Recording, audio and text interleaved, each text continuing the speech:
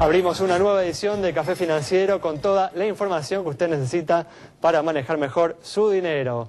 Hoy vamos a brindar información muy importante para todas aquellas personas que tienen personal doméstico. La posibilidad de un accidente laboral. Vamos también a repasar cuáles son las mejores alternativas de inversión en el actual contexto económico, y en el último bloque vamos a hablar del mercado inmobiliario. Vamos a analizar por qué en los últimos 2 años se ha alejado el sueño de la casa propia y qué podemos esperar a futuro con este tema. Quédese con nosotros. Tras el siguiente intervalo vamos a regresar con todos estos temas y vamos a responder a todas sus consultas.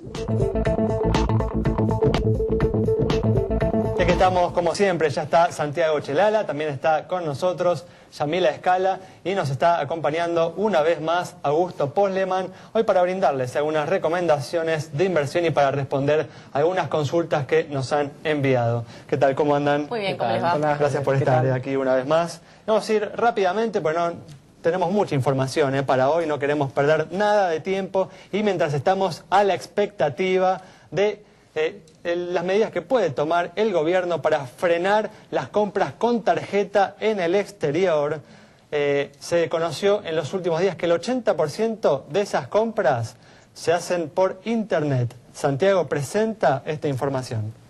Así es, los números son realmente asombrosos porque la gente busca, esto pasa siempre que hay una brecha cambiaria, la gente busca comprar en un mercado para vender en otro y entonces, bueno, hacer la diferencia de esa brecha.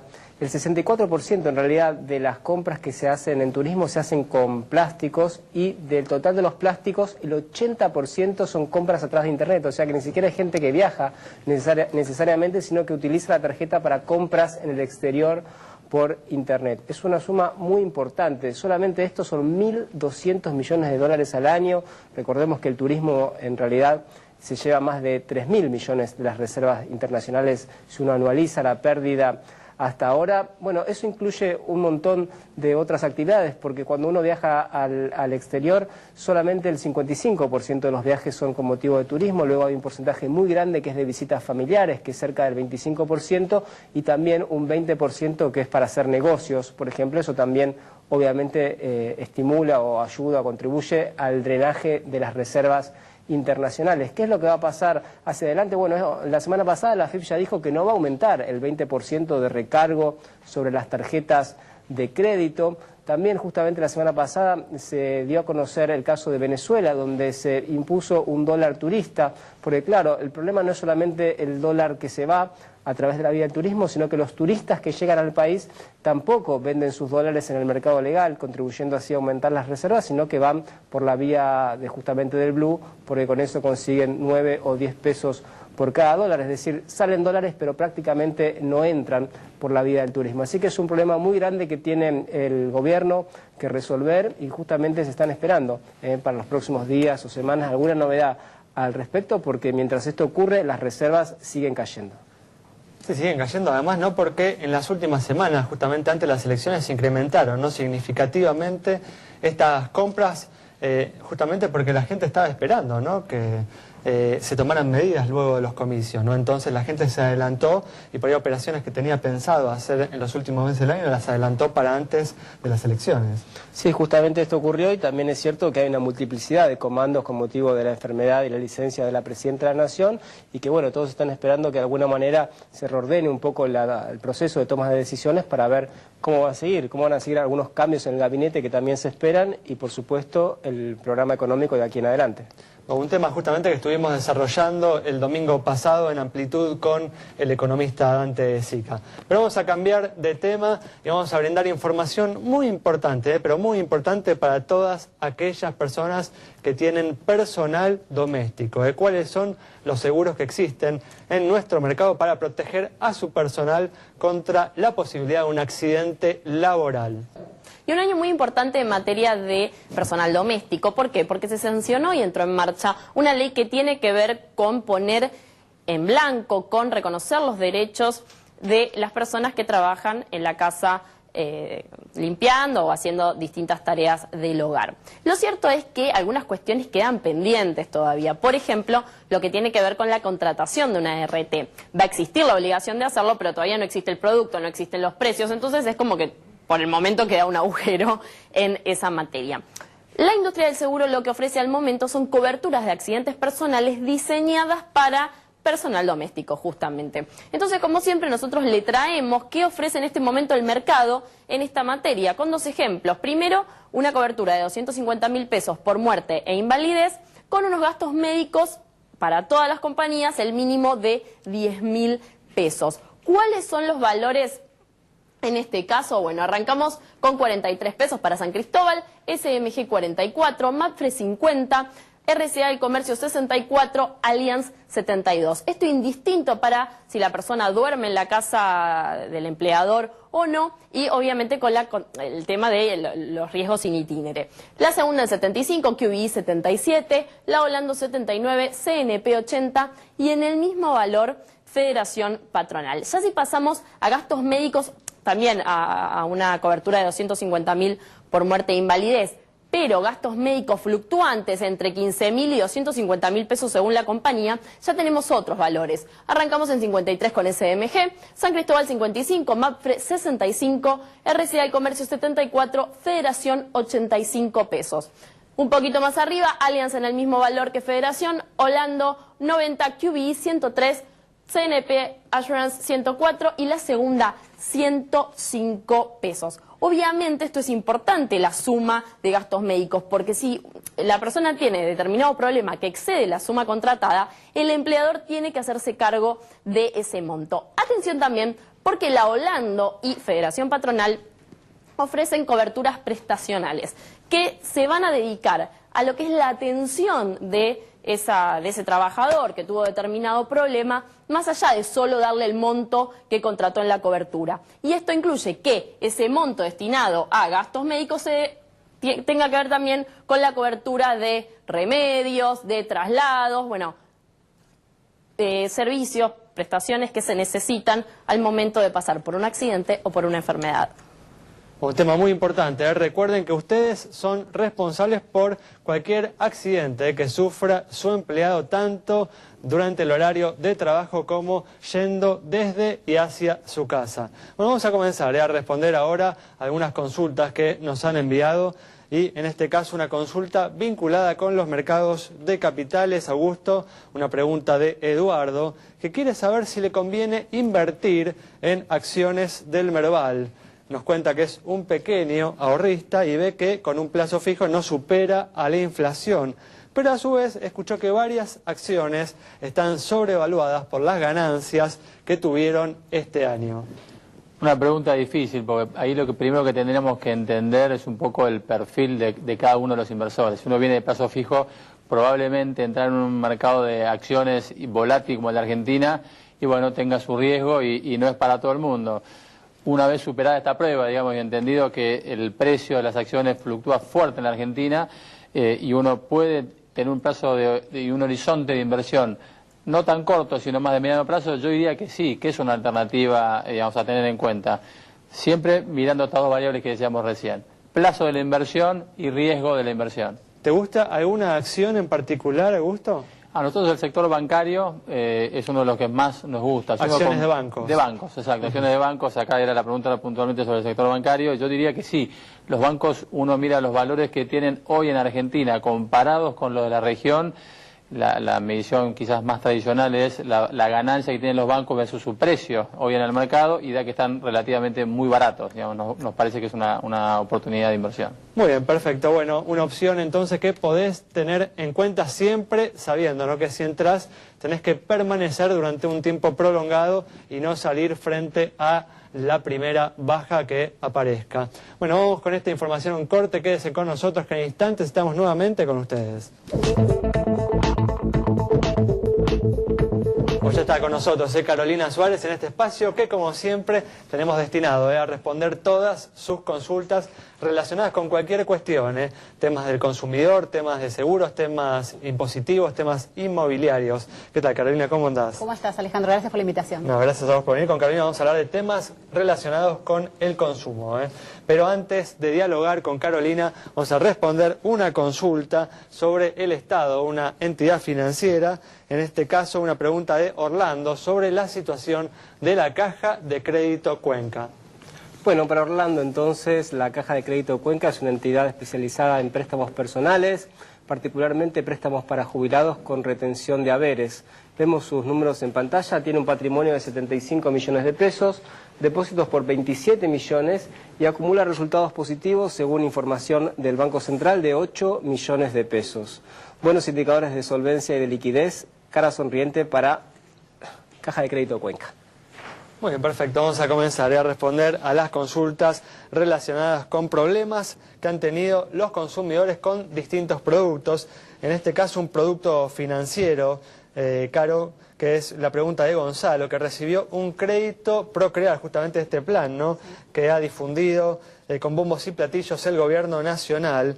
Nos cuenta que junto con el préstamo lo adhirieron a una tarjeta de crédito que no usa. Hace poco les llegó un resumen donde dice que tiene que pagar 400 pesos en concepto de renovación anual.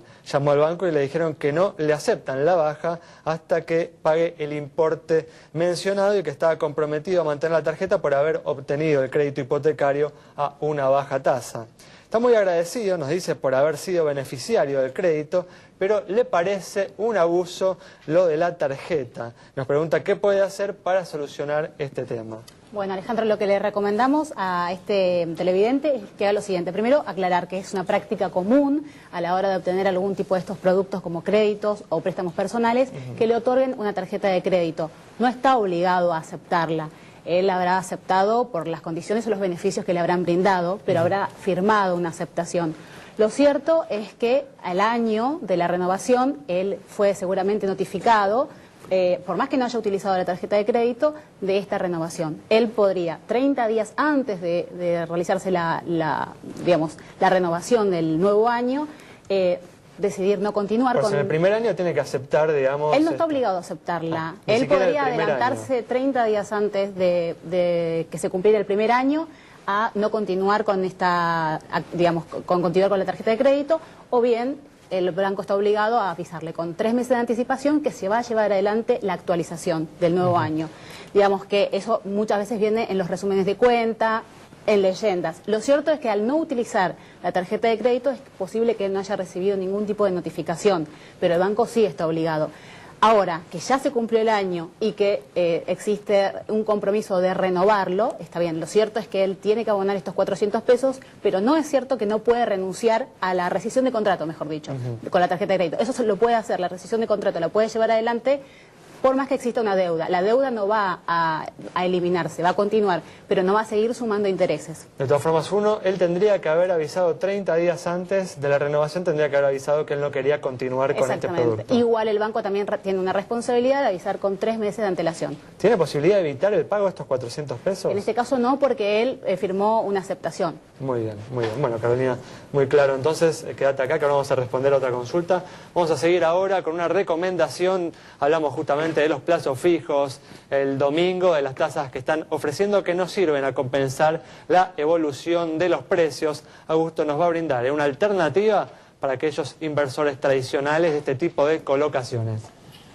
Y así es, Alejandro, lo que estamos viendo hoy en el mercado como más tradicional, más parecido al plazo fijo para los inversores más conservadores, es un tipo de instrumento denominado Dollar Link. Son bonos, pueden ser de Estado nacional, provincial o incluso de empresas que se están emitiendo en tipo pesos, pero atados al dólar. Es decir, uno suscribe con pesos, paga el instrumento con pesos, el deudor también paga con pesos, pero el capital se ajusta por la evolución del tipo de cambio oficial.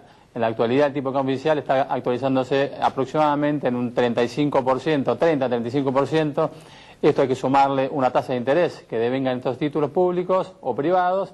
Podemos pensar en un rendimiento entre un 30 a un 35% por lo menos por año, tasa que duplica la del plazo fijo. ¿Y te gusta algún emisor en particular para recomendar?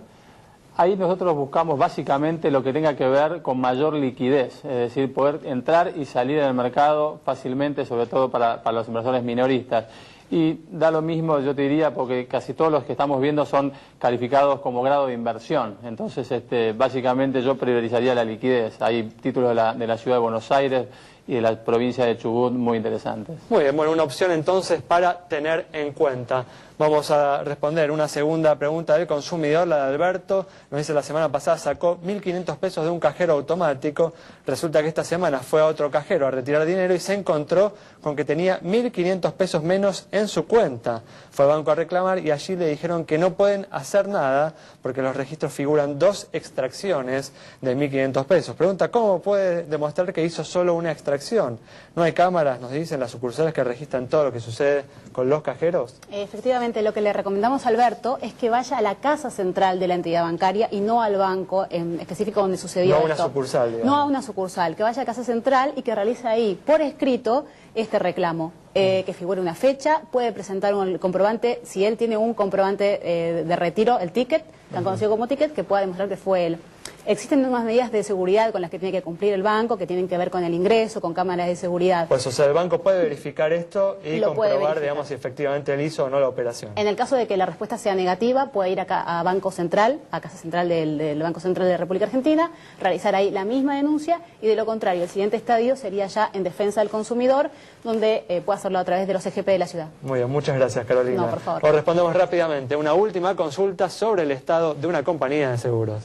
Para Marcelo, que nos consultó sobre San Cristóbal, compañía que integra el sistema de clearing asegurador, el llamado CLEAS. Usted consulte si es que lo tiene, porque bueno, esto representa importantes baja en la demora que uno le representa el trámite cuando tiene un auto con un siniestro con su auto, ¿sí? Vemos los números de San Cristóbal, un activo de 3.692 millones de pesos, pasivo 2.256 millones, patrimonio 1.436, resultado 281 millones de pesos, primas 2.309 millones de pesos e informa 6.145 juicios. Con indicadores que se condicen con los del promedio del mercado, es que le otorgamos la luz verde de nuestro semáforo.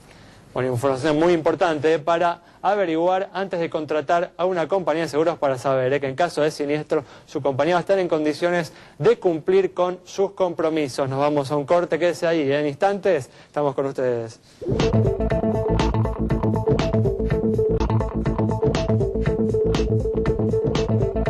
Bueno, estamos de regreso y abrimos un nuevo tema y de acuerdo a un estudio publicado por la Dirección de Estadísticas y Censos de la Ciudad de Buenos Aires, en los últimos 2 años desde la introducción del cepo cambiario se registró un fuerte incremento en la cantidad de salarios que se necesitan para adquirir una vivienda. Bueno, para analizar este tema, analizar a qué se debe, cuáles son los motivos y ver qué puede suceder a futuro, está con nosotros Roberto Arévalo, que es presidente de la Cámara Inmobiliaria Argentina. ¿Qué tal, Roberto? ¿Cómo andás? Mucho gusto. Gracias por venir. No, al contrario, gracias a ustedes. Y antes que nada quisiera, no he tenido la oportunidad de felicitarlos por el premio obtenido, el Martín Fierro. Bueno, muchas gracias. Merecido, por supuesto. Muchas gracias. Bueno, contanos, Roberto, ¿cuáles son los motivos por los cuales ha sucedido esto? ¿No se ha alejado tanto en estos últimos 2 años el sueño de la vivienda propia? Bueno, a ver, no es fácil disgregar estos temas porque el sueño de la vivienda propia, fundamentalmente hoy por hoy, por lo que salen en los guarismos, se necesitan mucho más cantidad de sueldos que hace unos años atrás. Y todo esto es efecto, evidentemente, de las distintas macroeconomías que han sumido al país en lo que hoy estamos, la continua inflación, la desvalorización, obviamente, de nuestro alicaído peso. Eso ha abierto una brecha muy importante. Y otro de los factores es que en un determinado momento se corta el acceso al crédito en la Argentina y que realmente estaba ayudando, hasta el 2001 ayudó y muchísimo. Pero esto no tiene también que ver, Roberto, con una obstinación de los propietarios de mantener los precios en dólares de sus inmuebles. A ver, los propietarios en su gran mayoría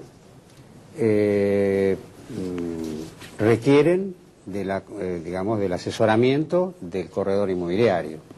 Y el profesional inmobiliario obviamente tiene que dar un asesoramiento debido, y cuando, en un caso como en el que nos ocupa hoy, ¿no es cierto?, donde el dólar paralelo ha trepado a la cifra que trepó, y seguimos manteniendo los precios de los, o mejor dicho, los valores, no los precios, de los inmuebles, porque como no hay un valor referencial por todo esto que ha sucedido, resulta que tenemos como referencia el valor que pudo haber estado un inmueble, cualquiera sea, en el ámbito de la capital federal, conforme la zona, en fin, pero una referencia del 2011.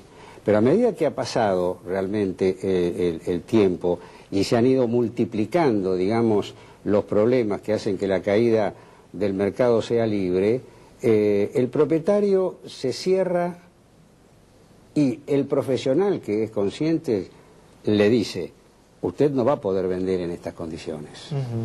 Ahora, usted hablaba de la falta de crédito, sí, pero el gobierno ha establecido diferentes planes. Uno sí, es el plan Procrear, digamos, que es bastante conocido y da créditos subsidiados. ¿Cómo sí ve la evolución, la marcha de esos planes y los resultados? La marcha del plan Procrear ha evolucionado muy bien, pero no en el ámbito de la capital federal, sino en la provincia de Buenos Aires, en el primero, segundo, tercer cordón, y en las provincias, en la provincia de Buenos Aires en general y en las provincias.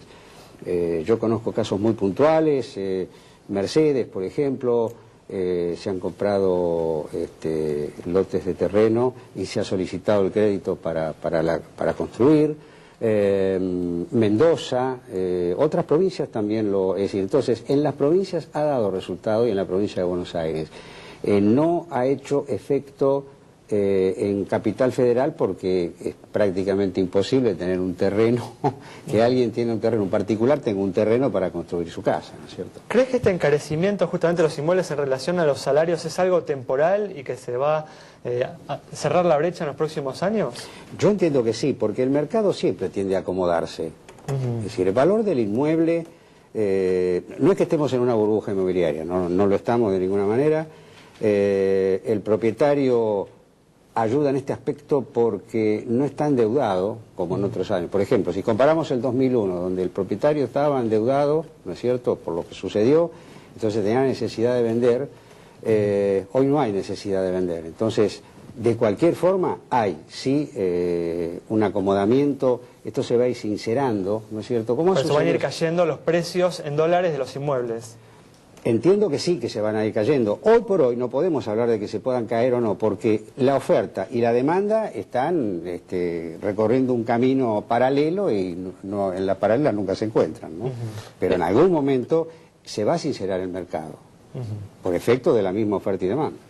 ¿Qué efecto tuvo en el mercado el cepo cambiario en cuanto a los precios? Desde el 2011 que se instaló hasta ahora, ¿han caído los precios de los inmuebles y en cuánto promedio? Bueno, a ver, en dólares deberían haber caído, evidentemente, por efecto del aumento del dólar paralelo. ¿Y por qué digo esto? Lo que ha caído es la venta de inmuebles, ha ido en picada, en virtud de que la oferta y la demanda no podían encontrarse. El propietario que no convalidaba la entrega de pesos. Cuando se especifica la economía, no convalidaba la entrega de pesos. Cuando convalidaba la entrega de pesos, el año pasado, 2012, lo hacía de una forma en que entre el dólar paralelo y el dólar oficial había un punto de encuentro que se denominó en algún momento, creo que dólar celeste o dólar inmobiliario, había un punto de encuentro. A medida que, finalizó el año, que fue catastrófico, por supuesto, y esperábamos un año muy difícil, pero no tanto como está sucediendo a partir de enero del 2013, donde el dólar trepa a una brecha entre el oficial que es imposible. Y hoy por hoy muy pocas operaciones se pueden hacer porque el punto de encuentro no se encuentra. Muy bien. Bueno, Roberto, muchas gracias por haber estado con nosotros. Al contrario. Un análisis entonces de lo que viene sucediendo en el mercado inmobiliario, lo que puede pasar en los próximos años con el sueño de la vivienda propia que lamentablemente en estos últimos 2 años se ha alejado. Nos reencontramos el próximo domingo a las 19:30 aquí en Metro.